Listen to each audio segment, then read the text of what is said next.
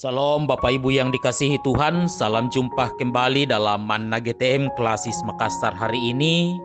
Bersama kita akan merenungkan firman Tuhan dalam 1 Samuel pasal 8 ayat 1 sampai 3. Dan sebelum bersama-sama kita membaca dan merenungkannya, mari kita satu di dalam doa. Kita berdoa. Allah yang baik Tuhan kami bersama akan merenungkan firman-Mu hari ini. Urapi kami dengan karya Roh Kudus-Mu, sehingga kami mengerti dan memahami maksud kebenaran firman-Mu. Bersabdalah ya Allah, kami siap mendengarkannya. Amin. Saudara yang dikasihi Kristus Yesus, 1 Samuel pasal 8, ayat 1 sampai 3 saya bacakan untuk kita semua. Bunyinya adalah sebagai berikut. Setelah Samuel menjadi tua, diangkatnyalah anak-anaknya laki-laki menjadi hakim atas orang Israel. Nama anaknya yang sulung ialah Yoel, dan nama anaknya yang kedua ialah Abia. Keduanya menjadi hakim di Beersheba. Tetapi anak-anaknya itu tidak hidup seperti ayahnya. Mereka mengejar laba, menerima suap, dan memutarbalikkan keadilan. Amin untuk firman Tuhan. Bapak Ibu Saudara yang dikasihi oleh Tuhan, tentu salam sukacita untuk kita semua. Ibu Bapak akan tetap diberkati dan dipelihara oleh Tuhan. Bacaan kita dalam 1 Samuel pasal 8 ini mengisahkan tokoh, yaitu tokoh Samuel. Dan saya kira Ibu Bapak tahu, Ibu Bapak mengerti bahwa Samuel adalah salah seorang tokoh yang juga sangat terkenal dalam Alkitab.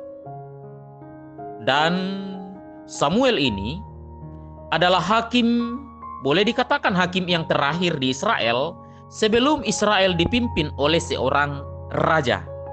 Dan saya kira Ibu Bapak tahu bahwa raja pertama yang ada bagi orang Israel yang kemudian memimpin umat Israel adalah Raja Saul. Bapak Ibu Saudara yang dikasihi Tuhan, Samuel adalah salah satu tokoh yang bolehlah kita katakan ia juga hidup takut akan Tuhan. Khusus dalam bacaan kita pasal 8, 1 Samuel pasal 8 ini, dalam 3 ayat pertama di pasal 8 ini, memperlihatkan bahwa ketika Samuel sudah tua, maka ia menetapkan anak-anaknya laki-laki untuk menjadi hakim di Israel, tepatnya di Beersheba.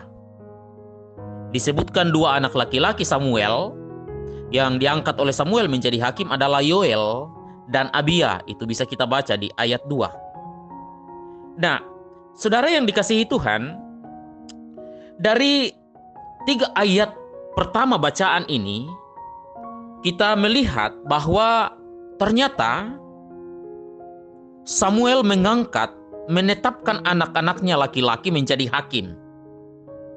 Ada catatan-catatan menarik dari kisah ini, saudara-saudara, adalah mengapa Samuel mengangkat anak-anaknya menjadi hakim. Nah, bagi saya pribadi Ibu Bapak bahwa ini menarik dan sesuatu yang wajar sebenarnya. Orang tua, dalam hal ini Samuel, ketika ia menetapkan anak-anaknya menjadi hakim, tentu sama seperti orang tua yang lain, bahwa Samuel berharap anak-anaknya pun akan hidup takut akan Tuhan dan hidup bagi Tuhan dan sekaligus bisa melayani Tuhan. Nah, kalau kita mau melihat ketika Samuel mengangkat anak-anaknya, itu berarti ini ada kecenderungan sedikit nepotisme Ibu Bapak. Sedikit nepotisme. Mengapa? Karena ya tanpa berunding dengan umat Israel, tanpa komunikasi doa memohon kepada Tuhan, Samuel langsung menetapkan anaknya laki-laki menjadi hakim. Ini sedikit nepotisme. Dan saya kira sekali lagi selaku orang tua itu adalah harapan. Harapan orang tua melihat anak-anaknya baik. Nah, tetapi yang menjadi persoalan Ibu Bapak adalah ketika Samuel menetapkan, memilih anak-anaknya ini menjadi hakim, persoalannya adalah Samuel boleh dikatakan dalam tanda kutip tidak mampu melihat terlebih dahulu kapasitas kemampuan anaknya. Apakah anaknya punya kemampuan untuk itu menjadi hakim untuk orang Israel? Dia mampu atau tidak? Nah, ini karena sedikit didorong oleh tanda kutip tadi nepotisme dalam keluarga. Nah, ini catatan pertama. Nah, harapan orang tua, tetapi di sisi lain Samuel tidak mampu melihat apakah anaknya ini mampu atau tidak. Bagaimana hidup dan kehidupan anaknya. Kalau kita baca di ayat 3, saudara-saudara, ya di situ dikatakan bahwa anak-anak Samuel ini hidup tidak sesuai dengan Samuel. Tidak sesuai dengan sifat ayahnya.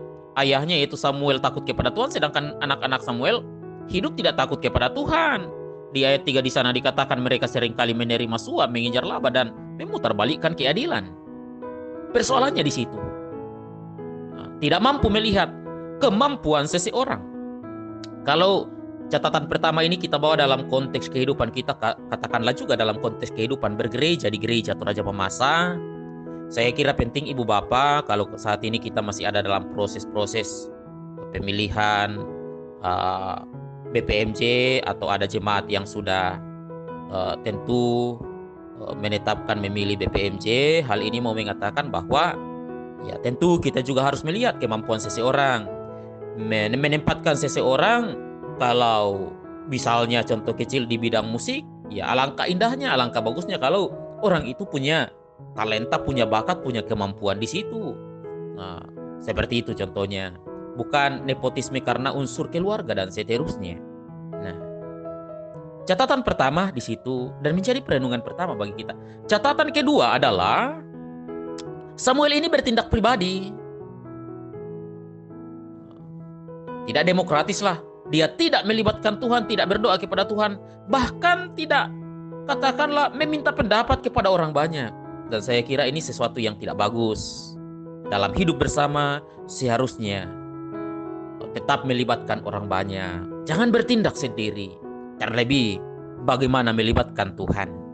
Bagaimana memohon hikmat dari Tuhan. Dan catatan yang paling terakhir sekaligus perenungan terakhir.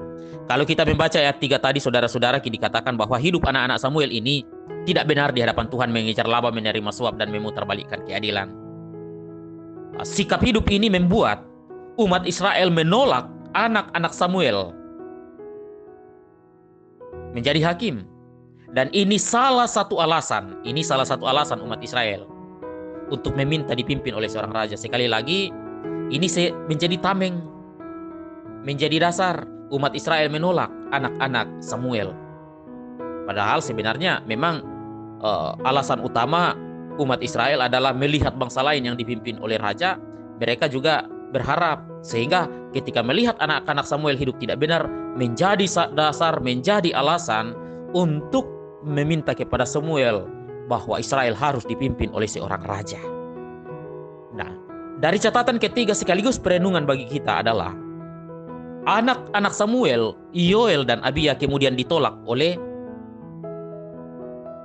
Israel. Bahkan juga tentu oleh Tuhan. Karena hidup mereka tidak benar. Hidup mereka bercela. Hidup mereka memutarbalikkan keadilan. Mereka ditolak. Ibu bapak, ditolak itu adalah sesuatu yang tidak menyenangkan. Dan mungkin kita sudah pernah merasakan ditolak itu sesuatu yang tidak baik dan tidak menyenangkan dalam kehidupan ini.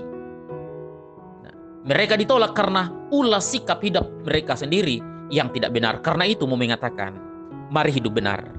Bandingkan bacaan kita hari Minggu yang lalu, Kejadian pasal 17 khususnya ayat 2. Di situ dikatakan, akulah Tuhan Allahmu, hiduplah dengan benar.